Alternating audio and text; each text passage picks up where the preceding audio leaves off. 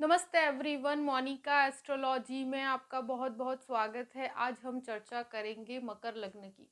देखिए, मकर लग्न वालों के लिए 2022 का पूरा ही वर्ष किस तरह की परिस्थितियां लेकर आ रहा है और हमें कैसे हमारे पूरे ही वर्ष को प्लान करना है, आज ही मैं आपको पूर्ण रूप से बताऊंगी। देखिए, मकर लग्न जो होता है उसमें पूरे ही वर्ष किस प्रकार से ग्रहों का ट्रांजिट चलने वाला है वो आज हम देखेंगे। देखिए, सूर्य जो होता है वो हर महीने चेंज होता है। चंद्रमा एक दिन दो दिन में हर अलग अलग नक्षत्र में भ्रमण करते हैं। और बुध है, मंगल है, शुक्र है, ये तीनों ही ग्रह ऐसे हैं कि 15-20 दिन के अंतराल में चेंज होते रहते हैं। तो जब वार्षिक राशिफल बनाया जाता है तो उसमें सबसे मुख्य रूप से जिस चीज पर महत्व दिया जाता है तो वो होते हैं आपके लिए जुपिटर यानी कि गुरु, शनि और राहु केतु। ये चार प्लैनेट का किस तरह का ट्रांजिट है वो मोटे रूप से देखा जाता है।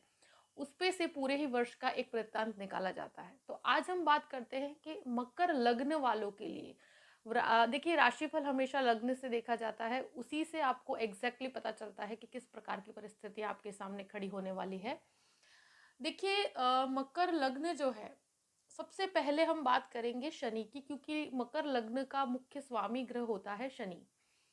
और ये शनि आपके 29 अप्रैल तक यानी कि 29 अप्रैल तक आपके लग्न में रहेगा। उसके बाद 12 जुलाई तक वो आपके सेकंड हाउस में 3 महीने के लिए जा रहा है। यानी कि ये जो शनि है आपका केंद्र में से 3 महीने के लिए सेकंड हाउस में जाएगा, फिर वापस 12 जुलाई को वो लग्न में वापस आ जाएगा। और ये एक तरह से ये शनि का जो भ्रमण है क्या परिस्थिति लेकर आ रहा है वो देखते हैं। सबसे पहले लग्न में जो शुरुआत के 4 महीने जो शनि रहने वाला है वो क्या स्थिति लेकर आ रहा है, तो वो केंद्र का शनि आपके तृतीय भाव को देखता है, आपके सातवें घर को देखता है और आपके दशम भाव को देखता है। देखिए, ये शनि काफी समय से आपको प्रॉब्लमेटिक सिचुएशन में लेकर आया है। मैं इसलिए कहूंगी कि कभी कभी इस लग्न का शनि इंसान को बहुत जिद्दी बनाता है। स्वभाव से भी, उसके निर्णयों में भी एक जिद के कारण कभी कभी इसके डिस्प्यूट्स हो जाते हैं। और स्पेशली तृतीय भाव को देखता है, उसके कारण आपके अंदर पराक्रमी वृत्ति भी बढ़ती है। सेवेंथ हाउस को जब देखता है तो एक तरह से गृहस्थ जीवन के अंदर जिद के कारण या कभी कभी दोनों के व्यू पॉइंट्स नहीं मिल पाते हैं, उसके कारण भी डिस्प्यूट्स हो जाते हैं। और देखिए, पार्टनरशिप के अंदर भी ये काफ़ी एक तरह से आपके लिए एक प्रैक्टिकल अप्रोच जरूर लेकर आता है। आपको एक कहते हैं ना कि डिसीजन मेकिंग को बहुत ही सटीक बनाता है। मगर फिर भी मैं कहूँगी कि इंसान कभी कभी अपनी खुद की एक, क्योंकि वो बहुत ही मेहनती होते हैं, उनके अंदर एक तरह से मेहनत बहुत करवाता है। आपको हर चीज़, एक दिन का कार्य आपका 10 दिन में होता है। और मेहनत कराए बिना जब शनि लग्न में हो तो कभी कुछ प्राप्त नहीं होता। और ये आपको एक दृष्टि आपके दशम भाव को देख रही है, जो उच्च का है शनि, उच्च राशि को देखता है। तो कार्यस्थल के अंदर मैं ये कहूंगी कि कभी कभी एक चीज से कभी कभी डिस्प्यूट्स हो जाते हैं, मगर इससे आपको अपने कर्म में एक मजबूती जरूर लेकर आ रहा है। आपको कर्म के अंदर कोई भी प्रकार का, आप कहते हैं कि पहले से लेकर अभी तक आपको काफी एक पॉलिश वाला कार्य किया है। आपको बहुत ही, जैसे कहते हैं, एक अनुभव के बेस में आपको बहुत आगे बढ़ाया है उसने। और ये मैं कहूँगी कि इसने आपको एक तरह से उच्च की दृष्टि के कारण शनि एक तरह से प्रोग्रेस ही करवाता है। मगर हाँ, कभी कभी कलीग्स के साथ आपको काफ़ी अनकंफर्टेबल वातावरण का या अथॉरिटीज़ के साथ आपका कुछ इस प्रकार के डिस्प्यूट्स हो जाते हैं, या कभी कभी आपका उनके साथ वार्तालाप इस प्रकार का हो जाता है कि फिर समस्या खड़ी हो जाती है। तो शुरुआत के अंदर मैं कहूंगी इन 4 महीनों में सबसे पहले जब शनि लग्न में है, पहले से लेकर अभी एक प्रोग्रेसिव समय है। और जो काफी समय से आप 1.5 साल से जो परिस्थितियां झेल रहे हैं, जिसमें आपको संघर्ष बहुत ज्यादा महसूस कर रहे हैं, हर चीज के अंदर आप कार्य में धीमापन महसूस कर रहे हैं, आपके अथॉरिटीज के साथ जो भी बातचीत के अंदर भी तकलीफ हो रही है, या जो भी कार्य बनने चाहिए वो बन नहीं रहे हैं, पहले से काफी सुधार है। क्यों? क्योंकि देखिए, एक जुपिटर का बेस भी आपके साथ जुड़ रहा है, वो मैं अभी बात करती हूँ। मगर हाँ, फिर भी मैं पहले से काफ़ी रिलीफ कह सकते हैं। और शनि अब जब द्वितीय भाव में चला जाएगा, देखिए सेकंड हाउस में सैटर्न जाने पर इन 3 महीनों में आपको घर परिवार के अंदर कोई भी प्रकार का डिस्प्यूट ना हो, इस चीज़ का ध्यान रखना। अपनी वाणी के अंदर मधुरता रखिएगा, क्योंकि अप्रैल के बाद जिस प्रकार का 3 महीने का परिस्थिति है, उसमें मैंने देखा है कि घर परिवार के अंदर या कुटुंब में आपकी वाणी के कारण कुछ समस्याएं खड़ी हो सकती है। अब किस प्रकार की समस्याएं, कुछ भी प्रॉपर्टी रिलेटेड डिस्प्यूट्स के कारण, या आपको कुछ गलत समझा जाए, आपके शब्दों को कुछ गलत समझा जाए, तो बहुत ही सोच समझ के अपने शब्दों का चुनाव कीजिएगा। हाँ, ये शनि लॉन्ग टर्म इन्वेस्टमेंट्स बहुत अच्छे करवाता है। आप जो भी इन्वेस्टमेंट करना चाहते हैं लंबे समय के लिए कीजिए। और मैंने देखा है कि इस प्रकार का शनि तृतीय भाव को भी देखता है। आपके जो भी फैमिली के जो डिस्प्यूट्स चल रहे हैं, प्रॉपर्टी डिस्प्यूट्स चल रहे हैं, उसको ये एक दिशा देता है। मगर कभी कभी सिचुएशंस काफ़ी हैंडल करना बहुत मुश्किल होता है, आपके वाणी को लोग गलत समझ लेते हैं। तो बहुत शांति से इस डिस्प्यूट को सॉल्व कीजिएगा, कोई भी अगर इस प्रकार का मैटर है तो। प्लस मानसिक कभी कभी आपको दुविधा में डाल देता है। ये शनि की एक दृष्टि आपके अष्टम भाव पर भी पड़ती है, तो ये रिसर्च के लिए बहुत अच्छा है। आपको कोई भी प्रकार का रिसर्च करना है, उसमें आपको ये काफ़ी सपोर्ट करता है। अनएक्सपेक्टेडली आपको काफ़ी चीज़ें पता चलती हैं जो काफ़ी समय से आपको पता नहीं है। देखिए, इस शनि की जो एक दृष्टि है आपके 11th हाउस पर पड़ती है, तो देखिए 11th हाउस जो होता है वो गेन्स का होता है। तो एक तरह से आपको लाभ बने हुए हैं, उसका कोई प्रॉब्लम नहीं है। मगर कभी कभी इन 3 महीनों में कोई बहुत बड़ा निर्णय लिया जाए तो तकलीफ हो सकती है। मैं कहूँ कि अगर ये सैटर्न का जो भी चेंज होगा, उसमें अपने इन्वेस्टमेंट्स को बहुत बड़ा कोई बदलाव मत दीजिएगा। हो सके तो जिस स्थिति में है उस स्थिति में ही रहिए, और बहुत बड़ा बदलाव करने से बचिएगा। और स्पेशली कोई भी जॉब चेंज करते हैं, या कोई नया व्यापार शुरू करते हैं, या व्यापार के अंदर कोई बहुत बड़ा इन्वेस्टमेंट करना चाहते हैं, तो मेरे हिसाब से अगर इस 3 महीने के अंदर शांति से आप प्लान करें तो अच्छा है। अगर उसका एग्जीक्यूशन आप 12 जुलाई के बाद करें तो और भी अच्छा है। क्योंकि कभी कभी जब क्योंकि दूसरे प्लैनेट्स की भी चाल इस प्रकार की है कि इसमें गलत डिसीजंस हो जाते हैं। तो अगर हो सके तो चीज़ों को जितना इन 3 महीनों में संभाल लीजिएगा, और बहुत बड़े निर्णयों से बचिएगा।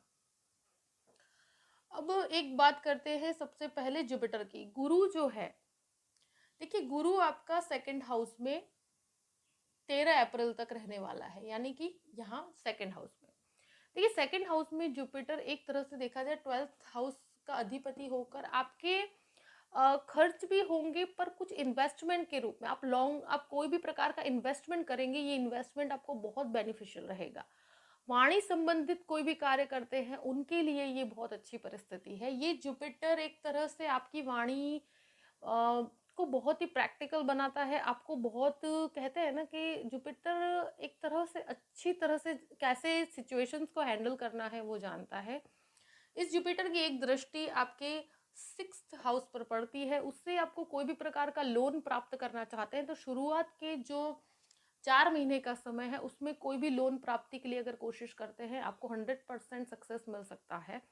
कोई भी प्रमोशन है, कोई भी प्रकार का बदलाव है, आप कोई भी प्रकार की कोई वार्तालाप करके, कोई कॉम्प्रोमाइजिंग पोजीशन करके भी आप परिस्थितियों को संभालना चाहते हैं, तो ये जुपिटर पूर्ण रूप से सपोर्ट करता है।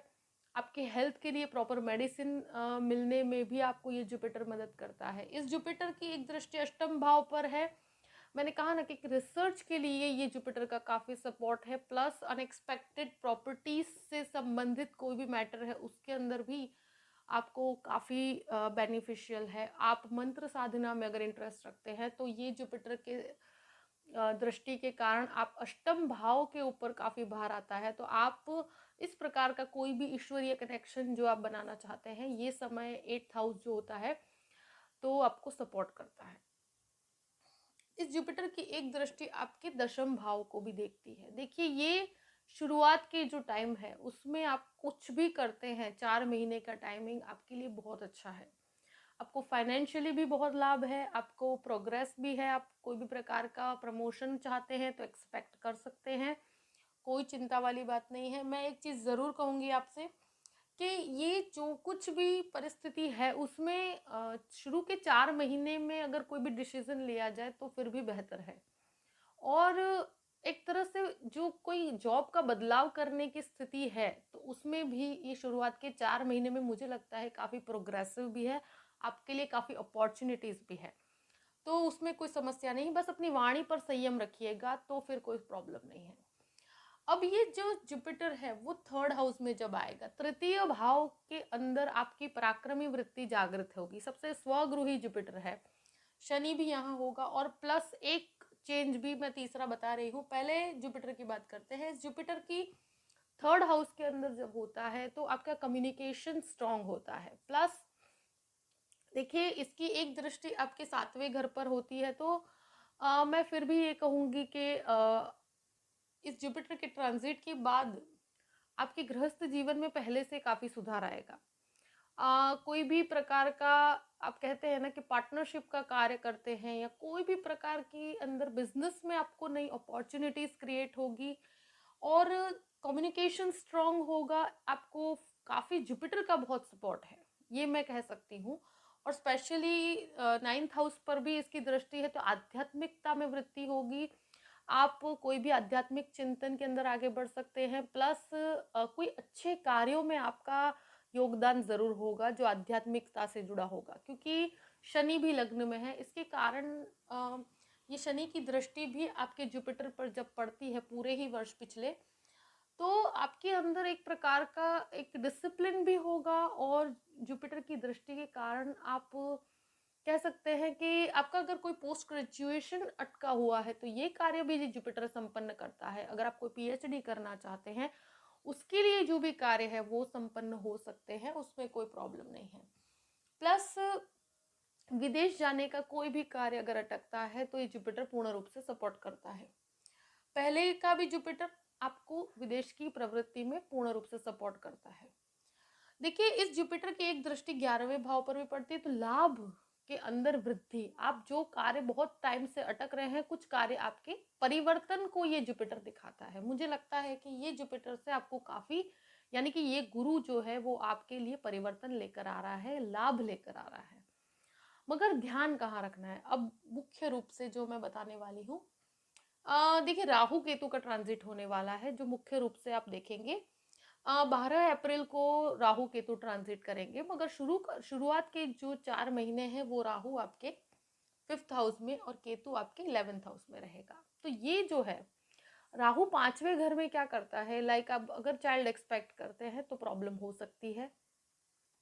दूसरी एक चीज़ मैं कहूँगी, स्टूडेंट्स के लिए भटकाव की स्थिति क्रिएट करता है।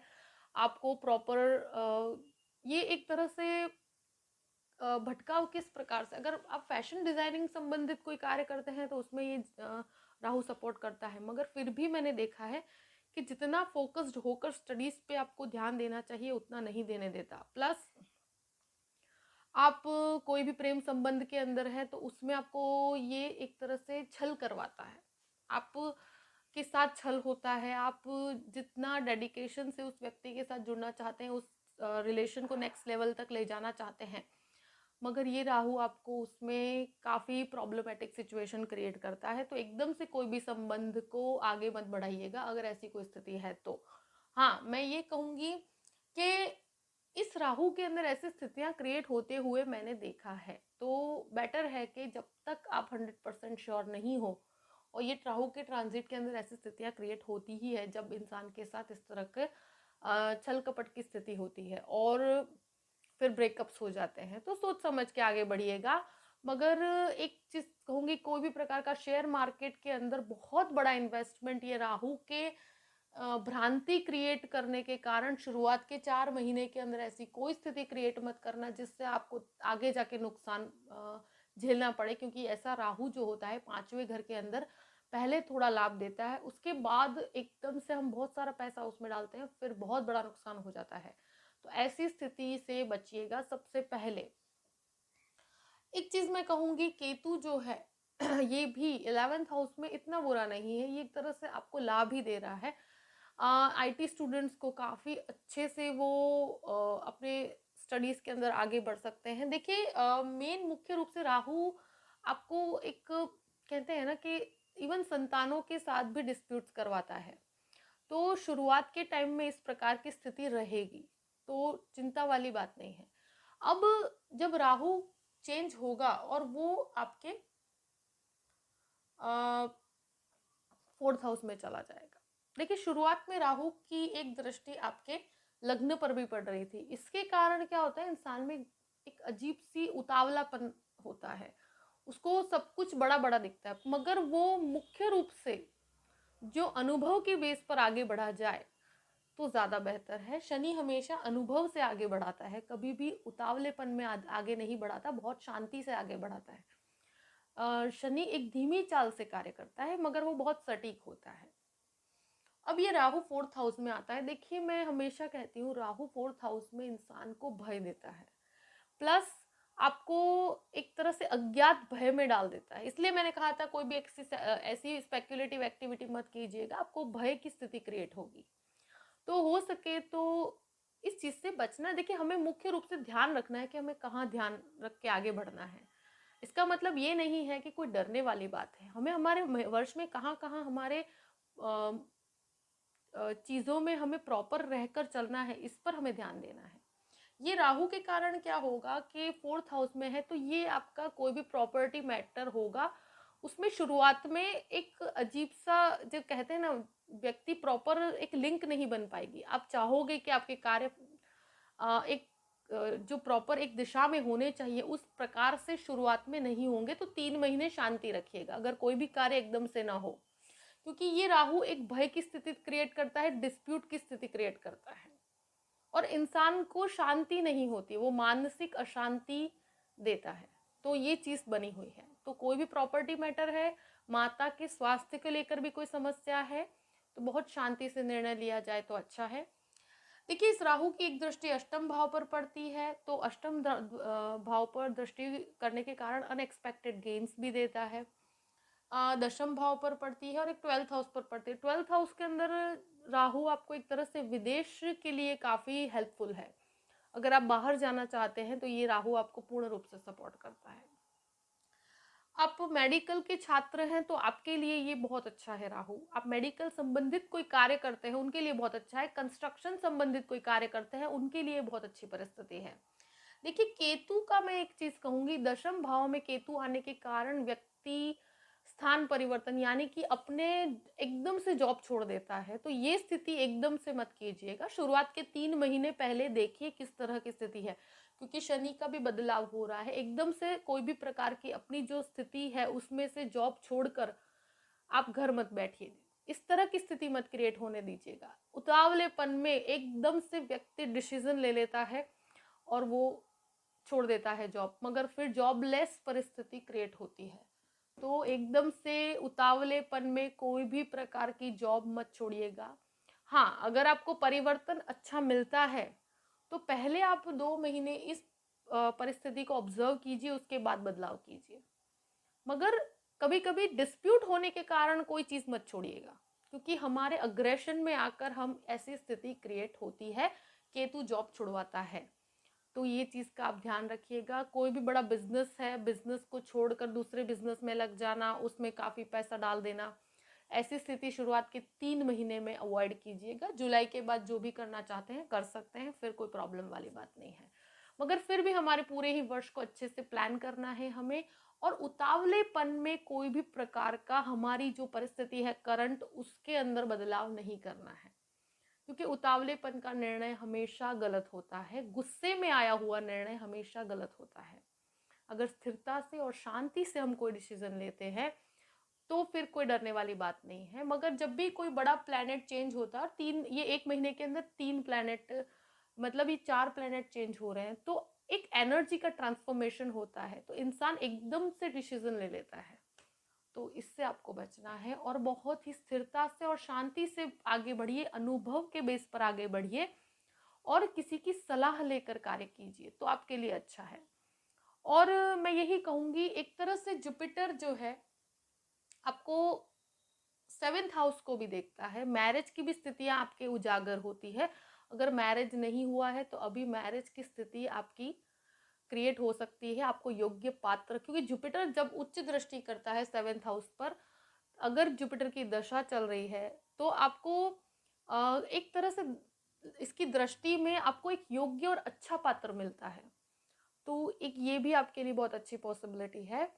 और पूरे ही वर्ष की मैंने आपको चर्चा बताई है। आप अ, सभी पॉइंट्स को बहुत शांति से सोच समझ कर फिर आपके अपने आगे के वर्ष को प्लान कीजिएगा। आई होप कि ये वीडियो आपको पसंद आया होगा। अगर पसंद आए तो लाइक भी कीजिएगा और सब्सक्राइब भी कीजिएगा। देखिए, आप अगर मुझसे कंसल्टेशन लेना चाहते हैं तो डिस्क्रिप्शन बॉक्स में मैंने अपना ईमेल आईडी दिया हुआ है, astrologymonica@gmail.com। आप उस पर मेल कर सकते हैं, मैं आपको पूर्ण जानकारी प्रदान करूंगी। देखिए, बिल्कुल चिंता वाली बात नहीं है। मैंने जो जो मोटे रूप से बताया है आपको इसमें, वो इस वजह से कि आप जो भी निर्णय लें वो आपके बेहतर भविष्य की तरफ आपको लेकर जाए। और हमेशा खुश रहिए, पूरे ही वर्ष प्रगति कीजिए। Thank you so much. जय श्री कृष्ण।